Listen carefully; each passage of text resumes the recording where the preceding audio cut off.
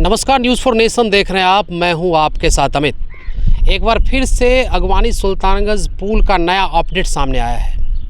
आप जान रहे हैं कि अगवानी सुल्तानगंज पुल अभी तक में 3 बार धराशायी हो चुका है। एक बार अगवानी साइड, दूसरी तरफ सुल्तानगंज और तीसरी तरफ बीचों बीच 3 बार लगातार इस अगवानी सुल्तानगंज पुल के गिरने से राष्ट्रीय स्तर पर इस पुल की चर्चा रही। लेकिन एक बार फिर से जब लोगों ने इस पुल को बनने को लेकर आस छोड़ दी थी, ऐसे में इस अगवानी सुल्तानगंज पुल के बारे में नई अपडेट आना कहीं ना कहीं चर्चा का विषय बना दिया है। ऐसे में बिहार के मुख्य सचिव अमृतलाल मीना की अध्यक्षता में हुए अंतर्विभागीय बैठक में इस आशय का फैसला लिया गया है कि फिर से एक बार अगवानी सुल्तानगंज पुल के बनाने की जो कवायद है वो शुरू की जाएगी। हालांकि इसमें जो नया अपडेट है उसके आधार पर अब जो इस पुल का निर्माण होगा वो composite steel beam with concrete deck cable stay तकनीक से बनाया जाएगा।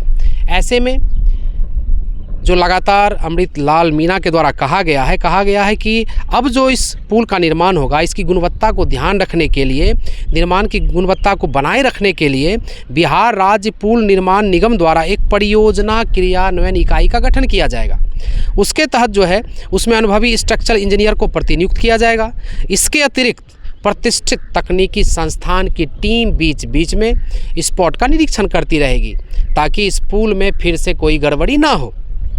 आपको बता दें कि 4 जून 2023 को सुल्तानगंज से अगवानी के गंगा घाट पर जो यह पुल बन रहा है, जहां से मैं ग्राउंड जीरो आपको रिपोर्टिंग दिखा रहा हूं, इसमें पिलर नंबर 10, 11 और 12 जो है अचानक धराशायी हो गया था। इसको लेकर नितिन गडकरी का भी जो ट्वीट है वो काफ़ी वायरल हुआ था। पिछले दिनों भी लगातार ये कहा जा रहा था कि अगवानी सुल्तानगंज पुल अब कहीं ना कहीं अधर में लटक गया है।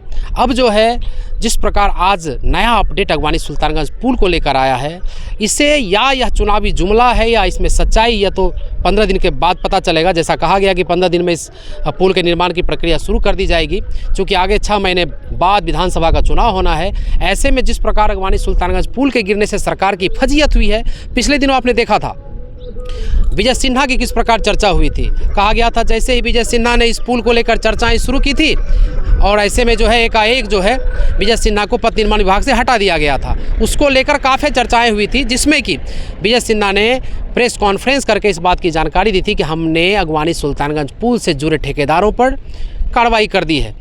इसी बीच जब यह लग रहा था कि पुल की कंपनी एसपी सिंगला को डीवार कर दिया गया है, ऐसे में फिर से बिहार के मुख्य सचिव अमृतलाल मीना के द्वारा नई अपडेट कहीं ना कहीं अगवानी सुल्तानगंज पुल को चर्चा में लाया है। अब देखना दिलचस्प होगा कि 15 दिन के बाद अगवानी सुल्तानगंज पुल का कार्य शुरू होता है या फिर अमृतलाल मीना के द्वारा यह चुनावी जुमला लोगों के सामने पेश किया गया है। खगड़िया से अमित, बहुत बहुत धन्यवाद।